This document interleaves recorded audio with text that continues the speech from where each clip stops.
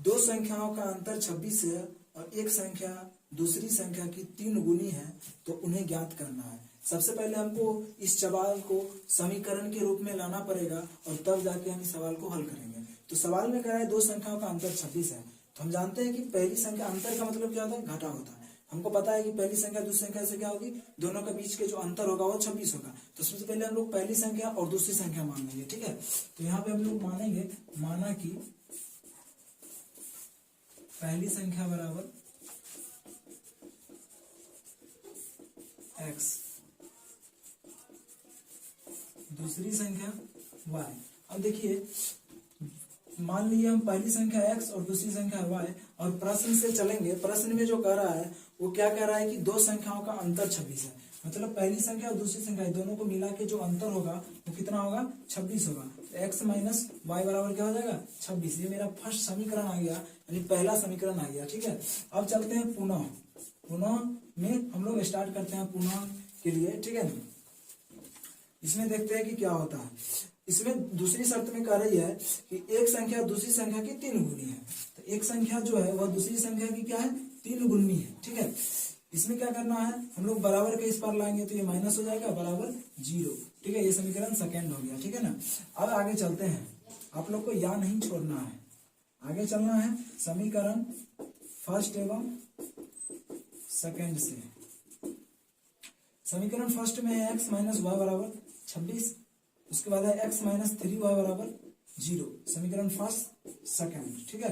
अब हमको, आप लोग को पहले, इससे पहले वाली वीडियो में भी बता चुके हैं, जो कि हम डाले थे 3.3 का ही चैप्टर का डाले हैं। उसमें पहला क्वेश्चन से लेके दूसरा क्वेश्चन तक डाले थे और यहाँ तीसरा से स्टार्ट किए हैं इसमें। तो उसमें हम बताए थे आप लोग को कि विलोपन विधि जो हल करेंगे तो y के पीछे और इस y के पीछे जो छुपा रहेगा, इस वाले को उस पहले वाले को दूसरे वाले के साथ और दूसरे वाले को तीसरे वाले के साथ क्या करना है, गुना करना है। अब मेरे पास 3 है तो 3 y के पीछे 3 है तो 3 से इसको गुना कर देंगे। इस y के पीछे 1 है तो इसको 1 से गुना कर देंगे, ठीक है। अब देखिए 3 को x से करेंगे तो क्या हो जाएगा, 3x हो जाएगा, माइनस 3 को y से करेंगे 3y हो जाएगा, बराबर 6 3 18 और 3 दूना 6 1 7 78 हो जाएगा। अब इसको देखिए क्या करते हैं, फिर 1 को x से करेंगे तो x हो जाएगा, माइनस 3y और बराबर हो जाएगा ये 0, ठीक है।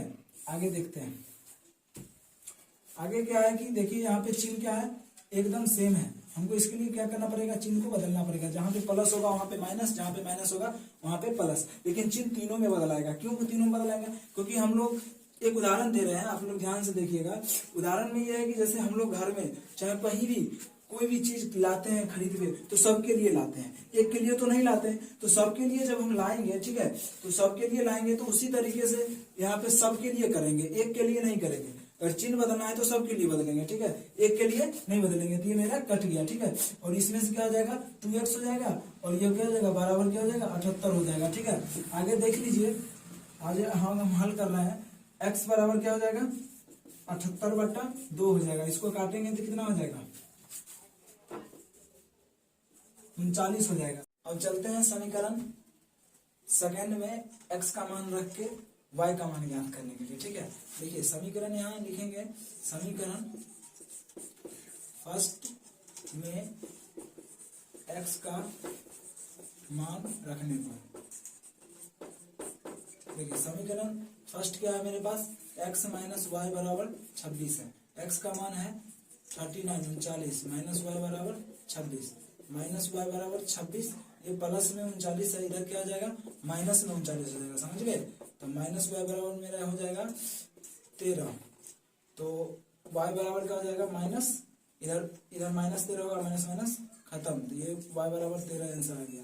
तो मेरा जो संख्या आ गया, ये जो संख्या हम माने थे, पहली संख्या x का मान कितना आया, 39, तो ये मेरा पहली संख्या क्या हो गया, 39 हो गया। और दूसरी संख्या जो हम माने थे y, वो मेरा क्या हो जाएगा, 13, समझ गए।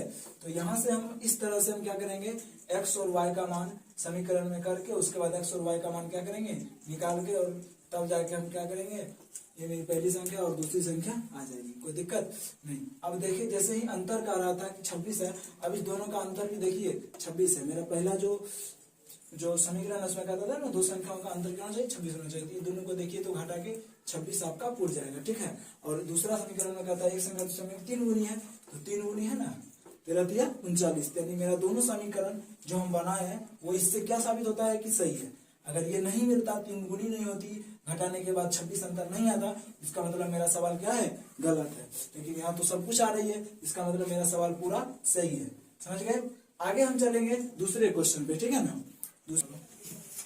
चलिए देखिए, अब हम आप लोग को बताएंगे कि दूसरा क्वेश्चन कैसे बनेगा। ठीक है, सवाल कर रहा है कि दो संपूरक कोण, छोटे कोणों से क्या है, एक कोण जो है ना संपूरक कोण है, संपूरक कोण का मान आप लोग जानते हैं कितनी होती है, 180 डिग्री होती है। तो उसमें कह रहा है कि दो संपूरक कोणों, क्या कह रहा है कि बड़ा कोण छोटे कोण से 18 डिग्री अधिक है। तो बड़ा कोण अधिक है 18 डिग्री छोटे कोण से। हम लोग सबसे पहले मान लेंगे, माना कि बड़ा कोण बराबर एक्स, छोटा कोण हो जाएगा y हो जाएगा। अब देखिए प्रश्न से चलते हैं, बड़ा कोण छोटा कोण से क्या है, 18 डिग्री अधिक है। 18 डिग्री अधिक है, इसका मतलब x माइनस वाई बराबर 18, यानी दोनों का अंतर 18 हो जाएगा। अधिक का मतलब वही होता है दोनों के बीच के जो डिस्टेंस होना चाहिए, जो मतलब दूरी होना चाहिए, वो 18 डिग्री क्या है, अधिक है। आगे चलते हैं, पुनः द्वितीय शर्त में क्या कह रहा है सो देखिए। तो कह रहा है कोण ज्ञात करने के लिए। तो आप लोग को पता है कि समीकरण क्या आ गया, मेरा फर्स्ट आ गया, ठीक है ना। अब सेकंड समीकरण में कुछ नहीं कर रहा है बस, तो हम लोग को समझ जाना चाहिए कि दो कोणों का जो योग होता है, ठीक है ना, वो कितनी होती है, संपूरक कोणों का 180 डिग्री होते हैं। तो एक्स प्लस वाई बराबर क्या हो जाएगा, 180 डिग्री। ये मेरा समीकरण सेकंड हो गया, ठीक है। खुद से ये करना पड़ेगा, क्योंकि संपूरक कोण का आपको पता है कि मान 90 डिग्री होती है, और दोनों कोणों को मिला के क्या होती है, 180 डिग्री होती है। तो एक में अंतर दिया हुआ है, एक में कुल दिया हुआ है। आगे चलते हैं, आप लोग देखिए कि प्लस है और ये माइनस है, ठीक है। तो हमको यहाँ गुना करने की जरूरत नहीं पड़ेगी, डायरेक्ट कट जाएगा, क्योंकि प्लस प्लस और वाई वाई सेम चीज है, ठीक है। तो कुछ भी इसमें करने की जरूरत नहीं है, ये जुट जाएगा, क्या हो जाएगा, ये मेरा 2x हो जाएगा, और बराबर क्या हो जाएगा, ये 0 8 1 9 190 हो जाएगा, ठीक है। 190 नहीं होगा, चल जाइएगा, 8 हो गया, 8 1 9 198 हो जाएगा। तो x का मान क्या हो जाएगा, 198/2। तो x बराबर क्या हो जाएगा, 2 9 18 99 डिग्री आंसर आ जाएगा मेरा। फर्स्ट कोण का मान, बड़ा कोण का मान 99 डिग्री आ जाएगा। आगे सेकंड में रखेंगे, उसके लिए समीकरण फर्स्ट में x का मान रखने पर,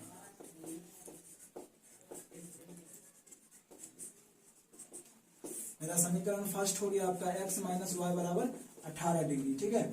इसमें हम x का मान 99 रखेंगे, माइनस वाई बराबर 18 डिग्री, ठीक है। तो माइनस वाई बराबर 18 माइनस 99, माइनस वाई बराबर हो जाएगा 81 डिग्री, ठीक है। एक माइनस 81 होगा, माइनस माइनस खत्म, तो वाई बराबर हो जाएगा आपका 81 डिग्री।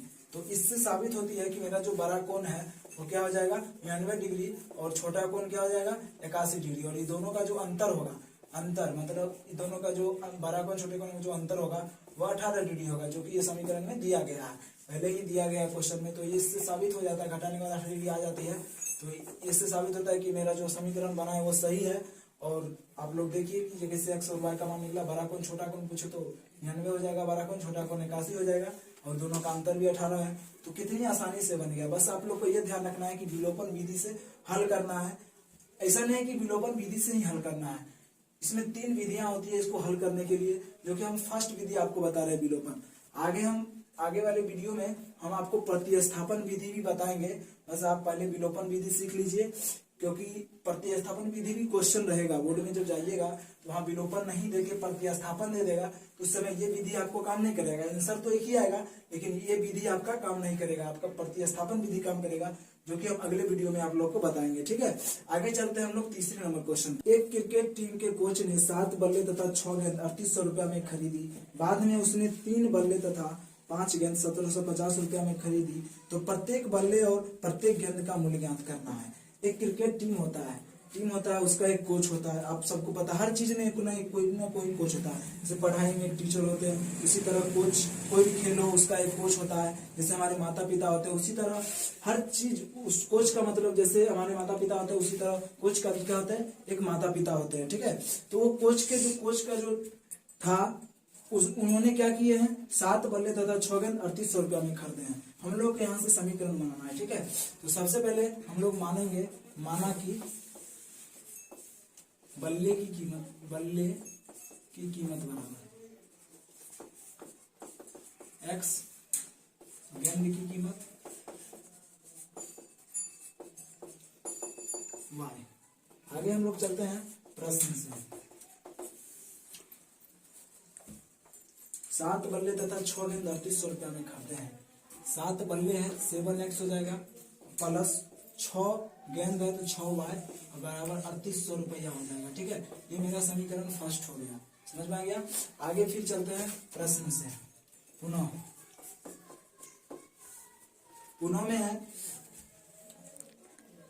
3 बल्ले, ये हो जाएगा आपका 3x प्लस आगे कह रहा है 5 गेंद 5y बराबर हो गया आपका 1750। समीकरण सेकंड।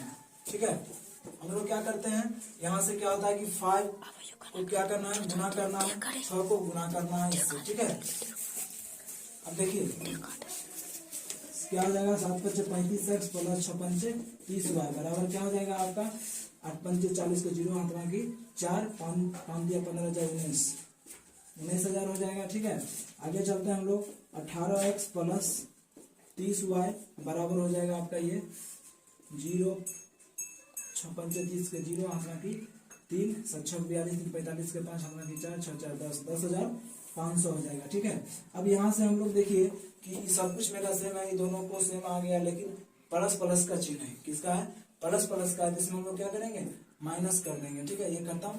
ठीक है ना, आप लोग को पहले वीडियो में बताए थे फर्स्ट क्वेश्चन में भी, हमको जब चिन्ह बदलेंगे तो तीनों को साथ में बदलना पड़ेगा।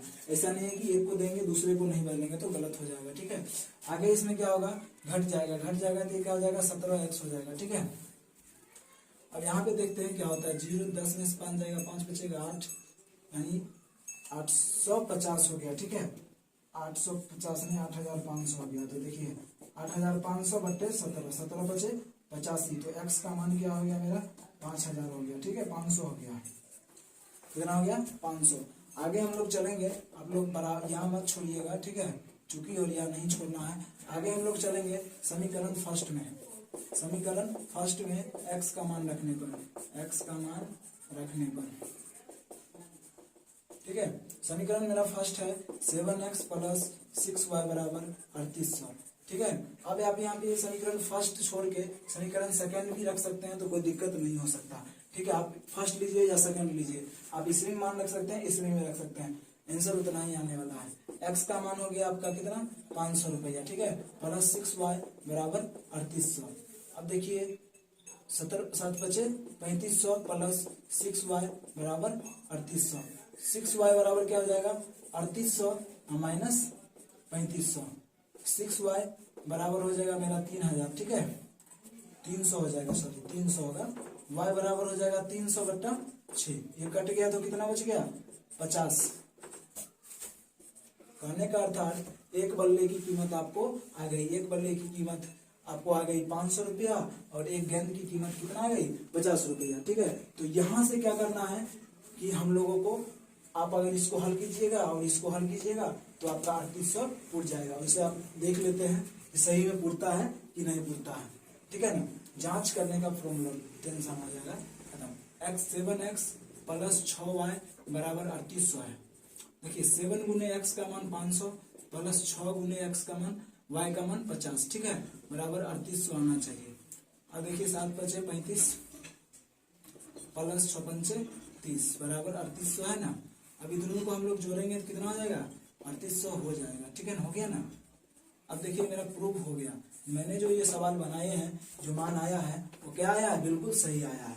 हम आपको डिटेल में बताने की कोशिश करते हैं, जितना मेरे अंदर ज्ञान है मैं कोशिश करता हूँ कि आपको दे सकूं। ठीक है, ताकि आप क्या करें, एग्जाम में अपना पूरा समय लेके एक अच्छे से तैयारी करके अच्छे से वीडियो को देखिएगा, अच्छे से तब जाके तैयारी करिएगा और उस तरह से एक एक नियम से बनाइएगा। ठीक है, तो इससे क्या होगा कि आपको कोई चीज की परेशानी नहीं होगी। आप चाहे तो यहाँ पे और कुछ भी लिख सकते हैं। ठीक है, जो वर्ग हटाने पर वो लिखा जाता है वो भी नहीं भी लिखिएगा तो चलेगा, लिखिएगा तो भी चलेगा, उसके लिए कोई दिक्कत नहीं है। लेकिन मेन चीज जो होती है मैंने वो हर चीज आपको बताई है। ठीक है, आगे हम लोग चलेंगे चौथे नंबर क्वेश्चन पे। ठीक है ना, एक नगर टैक्सी में भाड़े का एक नियत भाड़े में अतिरिक्त चली गई भाड़ा और समिट दिया जाता है। यानी कि जो हम लोग दूरी तय करते हैं, जब हम लोग टैक्सी भाड़े करते हैं, चाहे कोई भी गाड़ी भाड़ा करते हैं, हम लोग कहते हैं कि हमको यहाँ से कहीं जाना है, चाहे अगर हमको कोकसहा से सिंघिया जाना हो, सिंघिया ना जाके हम थोड़ा आगे चल गए रोसड़ा, तो उसका एक अतिरिक्त भाड़ा होता है, क्योंकि बोले तो सिंघिया पर काम कहाँ का लग गया, रोसड़ा का। तो उसके लिए क्या करना पड़ेगा, उसको अतिरिक्त भाड़ा देते हैं ना। तो अतिरिक्त भाड़ा और जो नियत भाड़ा होता है, जो यहाँ से सिंघिया तक का भाड़ा और फिर सिंघिया से जो रोसड़ा तक का भाड़ा होगा, वो जुट के, ठीक है ना, वो जुटने के बाद यहाँ जुटने के बाद क्या हो जाती है, 105 रुपया हो जाती है। ठीक है, कितनी हो जाती है, 105 रुपया। तो आप लोगों को क्या करना है, बहुत ही आसान तरीका, बस समझा लें, समझिए और देखिए तुरंत बनेगा। यहाँ पे बस मानना है कि नियत भाड़ा बराबर एक्स हो जाएगा। तो अतिरिक्त भाड़ा देखिए, अतिरिक्त भाड़ा क्या हो जाएगा, वाई। तो हम लोग प्रश्न से चलते हैं। नियत भाड़ा x माने है, अतिरिक्त भाड़ा y, यानी कि ये नियत हो गया जहां हमको जाना था, लेकिन अतिरिक्त चले गए किसी कारणवश। तो नियत है तो नियत का x नहीं रखेंगे प्लस, क्योंकि दोनों को जोड़ने की बात करता है, दोनों को सम्मिलित किया, सम्मिलित का मतलब जोड़ होता है, तो दोनों को जोड़ने के बाद तो x प्लस, अब कितना भाड़ा एक्स्ट्रा चल गया है, 10 किलोमीटर, तो क्या हो जाएगा 10y बराबर कितना रुपया ले लिया एक्स्ट्रा में, 105 रुपया। ठीक है, आगे चलते हैं, ये समीकरण मेरा फर्स्ट हो गया, समझ में आ गया। आगे देखिए कितनी आसानी से बन गया ना। पुनः के लिए हम लोग चलेंगे दूसरे शर्त पे। तो उसमें क्या कह रहा है कि 15 किलोमीटर के लिए भाड़ा 155 है, अतिरिक्त 15 किलोमीटर के भाड़ा के लिए। तो जो नियत है वो तो नियत है, इसमें 15 किलोमीटर अतिरिक्त जाता है तो 15 हुआ है, और इसका 155 रुपया भाड़ा हो जाता है। ये मेरा समीकरण क्या हो गया, सेकंड हो गया, समझ में आ गया। उसके बाद चलते हैं आगे, समीकरण फर्स्ट एवं सेकंड से।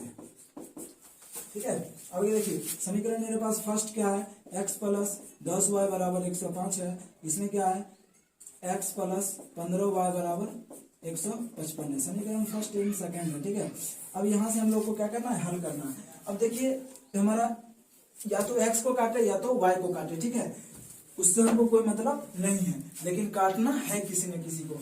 हम यानी सब में हम लोग क्या कर दिए, चिन्ह बदल दिए। अब मेरा ये x क्या हो गया, कट गया, यहाँ क्या बच गया -5y, ये बच गया मेरा -50, माइनस माइनस खत्म, 2y बराबर 50/5। ये काटेंगे तो मेरा y का मान कितना आ जाएगा, 10 रुपया आ जाएगा। कितना आ जाएगा, 10 रुपया। आगे चलते हैं हम लोग x का मान के लिए। ठीक है, समीकरण फर्स्ट में y का मान रखने पर, समीकरण फर्स्ट मेरा हो गया आपका x प्लस 10y बराबर 105। समझ गए।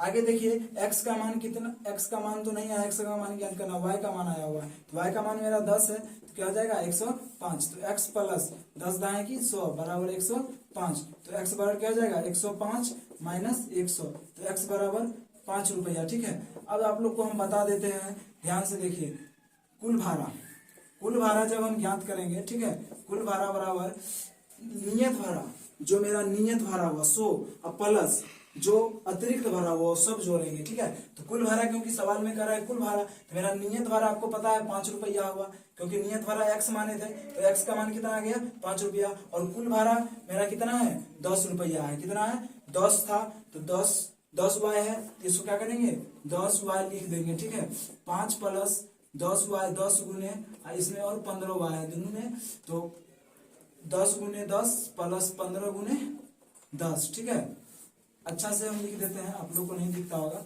कुल भाड़ा हमको जो ज्ञात करना है, ठीक है, उसमें क्या करना है, जो नियत भाड़ा है, नियत भाड़ा प्लस अतिरिक्त भाड़ा, ठीक है। तो नियत भाड़ा मेरा 5 है, और कुल भाड़ा अतिरिक्त भाड़ा मेरा कितना है 10y प्लस 15y है। ठीक है, तो 5 प्लस 10 गुने 10 प्लस 15 गुने 10, क्योंकि y का मान दे रहा है ना, y का मान आपको पता है ना 10 आया, तो 5 प्लस 10 दाएं की 100 प्लस 150। अब इसको हम जोड़ेंगे तो 255 आ गया, 255 रुपया क्या आ गया, ये मेरा आ गया कुल भाड़ा। जो कुल भाड़ा अभी तक हमको लगा अतिरिक्त और नियत भाड़ा, वो दोनों जोड़ के कितना लग गया 255 रुपया। तो अतिरिक्त जाएगा तो अतिरिक्त भाड़ा लगेगा ही लगेगा। आपका अतिरिक्त भाड़ा कितना लग गया है, ये देखिए, तो अतिरिक्त भाड़ा एक्स्ट्रा में कितना लगा है आपका 250 रुपया, और आपका नियत भाड़ा 5 रुपया है। तो देखे ना किस तरह से ये क्वेश्चन बन गया, बिल्कुल आसान तरीका से, ना कोई प्रकार का दिक्कत है ना कोई प्रकार का टेंशन, एकदम दिमाग को फ्री करके, ठीक है, बनाइए तो आपको ये हर एक क्वेश्चन बन जाएगा, ठीक है ना। हम हर संभव प्रयास करते हैं कि आप लोगों को आसानी से बताया जाए, आसानी से आपको क्वेश्चन बन जाए आसान तरीका से। ये आपको इस टाइप का सवाल आपको नियम है कि 10th में पूछेगा ही पूछेगा, और ये हकीकत है, क्योंकि हम लोग भी जब आ गए थे तो पूछा था, ये 3 नंबर का क्वेश्चन आपको रहेगा ही रहेगा, ठीक है, कभी कभी 5 नंबर का भी रह सकता है। इसलिए आप लोग अच्छा से पढ़िए ताकि आपका 3 नंबर व्यर्थ ना जाए। ये कंफर्म है रहेगा, इसी टाइप से रहेगा, ये नहीं तो इसी टाइप से जरूर रहेगा, ठीक है। आगे चलते हैं हम लोग 5वें नंबर क्वेश्चन पे। और हर दोनों में 2 जोड़ दिए जाए तो वह 9/11 हो जाती है। अब देखिए यहाँ अंश और हर वाला आ गया। आप लोग को पहले भी हम बता चुके हैं कि अंश और हर कैसे होता है, भिन्न का बराबर सूत्र जो होता है वो अंश और हर होता है। तो यहाँ भिन्न कर रहा है ज्ञात करने के लिए, क्या कर रहा है, भिन्न ज्ञात करने के लिए। तो बहुत ही आसान है ये, और भी आसान सवाल है, बस थोड़ा सा इसका लॉन्ग क्या है, सॉल्यूशन है, बाकी सब कुछ सेम है। तो हम लोग यहाँ पर मान लेंगे कि माना कि अंश बराबर एक्स, माना कि अंश बराबर क्या हो जाएगा, अंश बराबर एक्स और हर बराबर वाई। तो प्रश्न से चलते हैं, अंश और हर मान लिए हैं, तो यहां से एक चीज और आती है, भिन्न बराबर। क्या आती है, भिन्न बराबर।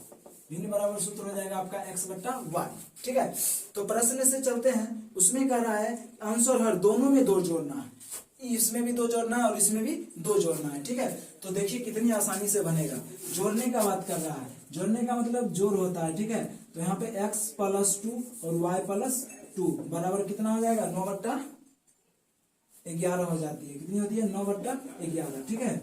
आगे चलते हैं हम लोग, 11x + 22 बराबर 9y + 18, 11x - 9y बराबर 18 - 22, क्योंकि ये 22 किस में है, प्लस में है, तो उधर जाएगी तो माइनस में हो जाएगी, ठीक है ना। ये हो गया मेरा -4, समीकरण फर्स्ट। यहां से आपको समीकरण निकल जाएगा। पुनः में चलते हैं द्वितीय शर्त से।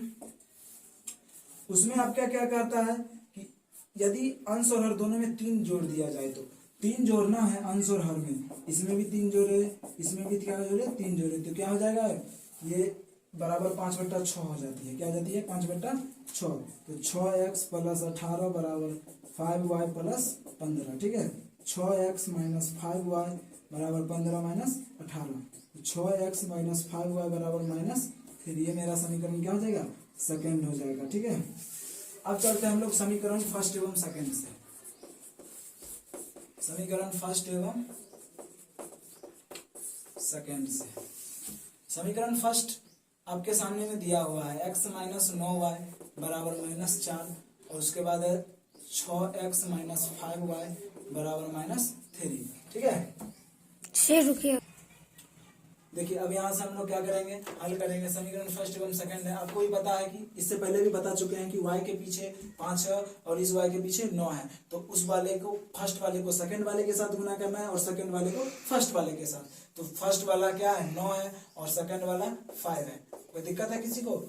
चलिए आगे चलते हैं। 99x - 81y बराबर क्या हो जाएगा, ओह सॉरी 11 × 5 = 55x - 9 × 5 = 45y बराबर -20, ठीक है। इसमें है आपका 54x - 45y बराबर -27, ठीक है।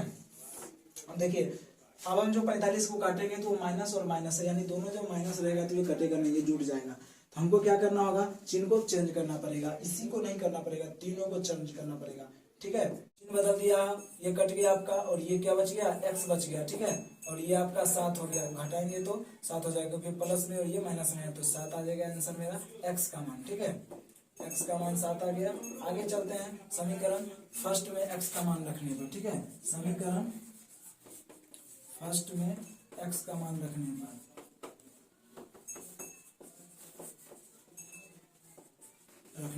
समीकरण फर्स्ट मेरा क्या है, 11x - 9y बराबर -4। x का मान मेरा कितना आया है, 7 आया है। 11 × 7 - 9y बराबर -7। तो यह हो जाएगा -9y बराबर -4 और ये हो जाएगा 77। तो ये प्लस में था और इधर क्या हो जाएगा माइनस में हो जाएगा 77। तो -9y बराबर जोड़ेंगे तो -81, क्योंकि माइनस माइनस में है तो प्लस हो जाएगा, चिन्ह माइनस कहीं जाएगा तो माइनस माइनस खत्म।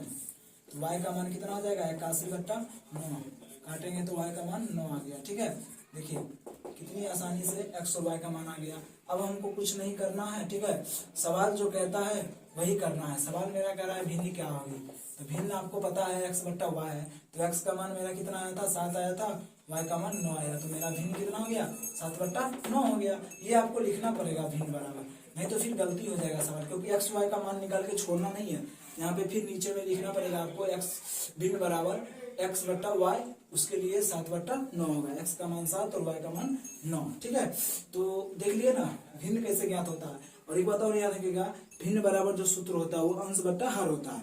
ठीक है, हर किसको बोलते हैं, अंश किसको बोलते हैं, वो भी आपको हम अभी इसी वीडियो में बता देते हैं। अंश ऊपर वाले को बोलते हैं, जो ऊपर में लिखते हैं, जैसे 8/5 है तो ऊपर वाले को अंश बोलते हैं, नीचे वाले को हर बोलते हैं। ठीक है ना, और हर को अंश में क्या करते हैं हम लोग भाग देते हैं। ठीक है, हर हमेशा क्या कहलाता है, हर हमेशा भाज्य कहलाता है। ठीक है, हर हमेशा क्या कहलाता है, भाज्य कहलाता है, जिसको भाग देते हैं। ठीक है, तो किस में भाग देते हैं, भाज्य को भाजक में भाग देते हैं, इसलिए। ठीक है, आगे आप देखिए। ठीक है, क्वेश्चन नंबर 6 कैसे बनता है, तो सामने चलेंगे 6 नंबर क्वेश्चन पे। ये बहुत ही मुश्किल क्वेश्चन तो कहिए, देखने में लगता है बहुत मुश्किल है, पर है नहीं, समझ गए। जैसे कोई इंसान लगता है ना देखने में कि इंसान बहुत मतलब पावरफुल होगा, लेकिन जब उससे बातें करने के बाद पता चलती है कि इंसान के अंदर कुछ भी नहीं है। ठीक है, वो बहुत ही अच्छा आदमी होता है, चाहे जो भी होता है। तो उसी तरह ये क्वेश्चन सेम क्वेश्चन है इंसान की तरह। ये क्वेश्चन पढ़ने में बहुत भारी लगता है पर बहुत ही आसान है। आइए देखते हैं कितनी आसान है। ठीक है, 5 वर्ष बाद जैकब की आयु उसके पुत्र की आयु से 3 गुनी हो जाएगी। ठीक है, तो फर्स्ट समीकरण जो हम निकालेंगे उसमें क्या कहता है 5 वर्ष बाद। देखिए इसमें एक चीज होता है जो कि आपको हम अभी बता देते हैं। ठीक है, ध्यान से देखिएगा, जब बाद कहे तो उसमें क्या करना है, प्लस कर देना है। ठीक है, जब उम्र में बाद लग जाए, वर्ष में बाद लग जाए तो क्या करना है, जोड़ देना है। जोड़ का चिन्ह होगा, किसका होगा, जोड़ का। और पूर्व का मान मतलब पहले आज से कुछ दिन पहले, आज से एक दिन पहले, यानी हमारा जो बीता हुआ कल जा रहा है उसमें, तो उसमें मतलब माइनस लग जाएगा। क्या लग जाएगा, माइनस लग जाएगा। ठीक है, तो सिंपली में देखिए क्या करना है। सबसे पहले हम लोग मान लेंगे, माना कि जैकब की आयु बराबर क्या हो जाएगा x, तो पुत्र की आयु y। आप ये मत समझिएगा कि मेरे पुत्र की, जैकब की पुत्र की आयु का बात कर रहे हैं, समझ गए। चलिए आगे चलते हैं प्रश्न से। प्रश्न में क्या कह रहा है, 5 वर्ष बाद जैकब की आयु उसके पुत्र की आयु से 3 गुनी हो जाएगी। तो यहाँ पे हम लिखेंगे, ठीक है ना, 5 वर्ष बाद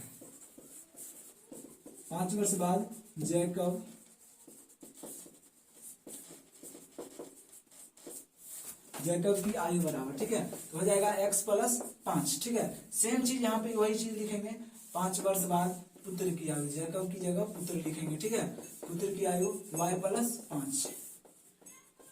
ठीक है, चलिए आगे चलते हैं।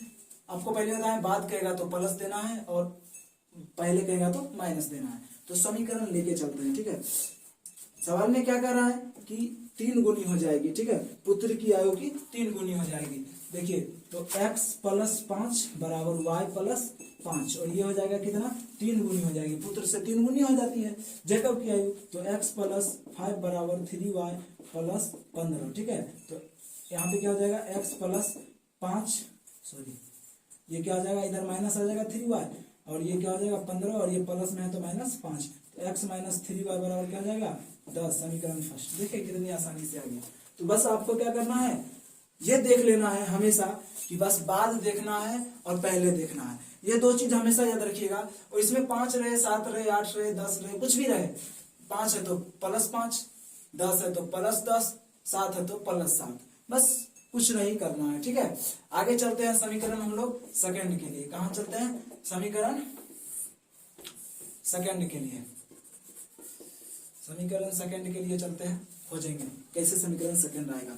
तो उसमें क्या कह रहा है, उसमें यह कह रहा है कि 5 वर्ष 5 वर्ष बाद नहीं कर रहा है, सॉरी, हाँ 5 वर्ष का है। 5 वर्ष पूर्व जैकब की आयु, तो यहाँ बाद था, यहाँ पूर्व हो गया, तो यहाँ पर लिख देना है। फिर से सेम चीज लिखेंगे, जो भी चीज लिखे 5 वर्ष पूर्व लिखेंगे, 5 वर्ष पूर्व जैकब की आयु, ठीक है।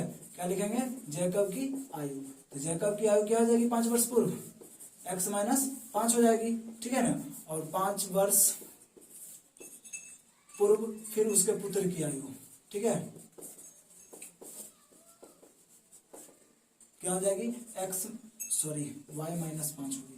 कितनी होगी? y माइनस 5 वर्ष, ठीक है। अब फिर वही समीकरण में लाना है इसको। तो देखिए x माइनस 5, ठीक है, बराबर y माइनस 5 कितनी गुनी हो जाती है? देख लेते हैं,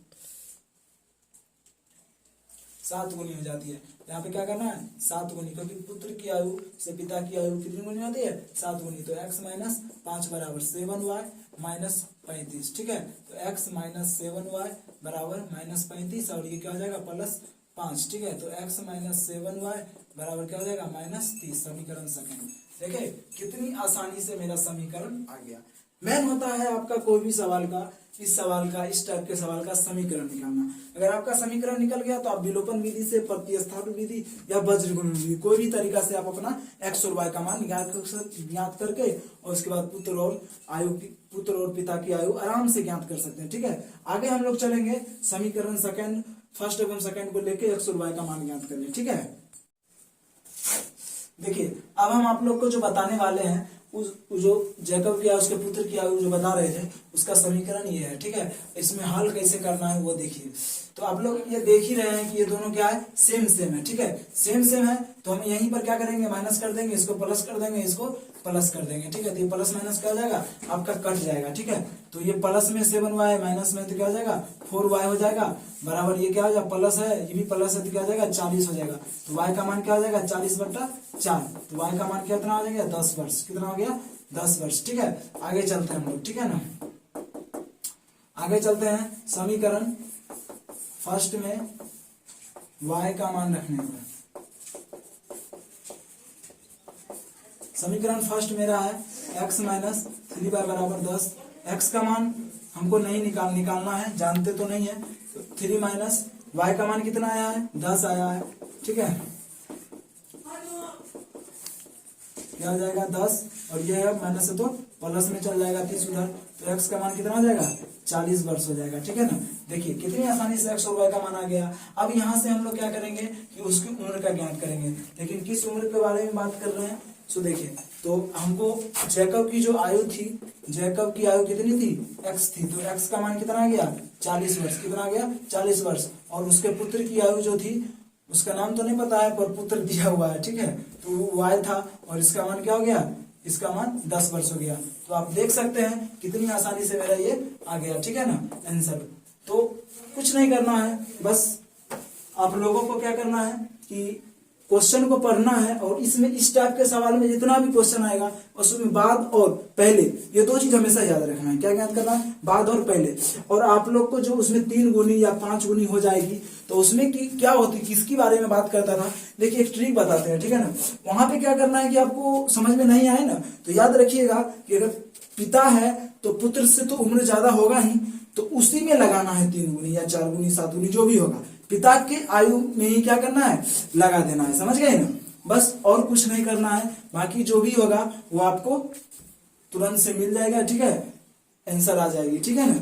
तो ये आपका चैप्टर क्या हो गया? क्लोज हो गया, क्योंकि इससे पहले मैंने पार्ट 1 करके, ठीक है, यूट्यूब पे डाल चुके हैं, आप जाके देख सकते हैं।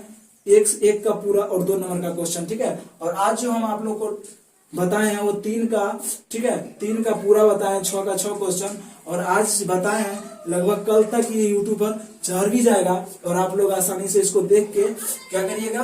पढ़ सकते हैं, अपनी एग्जाम की तैयारी कर सकते हैं, इस टाइप के क्वेश्चन की तैयारी कर सकते हैं। कोई भी क्वेश्चन आ जाए तो इस टाइप से अगर तैयारी कीजिएगा तो कैसू कितना भी भारी क्वेश्चन हो, कितना भी दिमाग खराब करने वाला क्वेश्चन हो, पर आराम से बन जाएगा, ठीक है ना। तो आप लोगों को टेंशन नहीं लेना है, हम बस इतना ही कहेंगे कि अच्छे से देखिए, ठीक है, और समझिए, पढ़िए। अगर कोई भी प्रॉब्लम हो, नहीं समझ में आया हो, या हमसे इसमें कुछ गलतियां हो, जो हम छूट गया होगा, ठीक है, तो आप लोग हमको कमेंट करके बता सकते हैं, ठीक है। हमारे चैनल पर जाके पहले सबसे पहले आप सब्सक्राइब कर लीजिएगा, ताकि जितनी भी वीडियो हम डालेंगे बनाएंगे, ठीक है, पढ़ाई के रिलेटेड से, वो सब आप पे तुरंत जाए नोटिफिकेशन के जरिए और आप देख सके। और जो भी दिक्कत होगा आपको, जो भी प्रॉब्लम होगा, आप कमेंट बॉक्स में हमें कमेंट कर सकते हैं, ठीक है। आपके हर कमेंट का जवाब हम देंगे, ठीक है ना। बस आप ये देखते रहिए कि अच्छा से देखते रहिए वीडियो, ठीक है।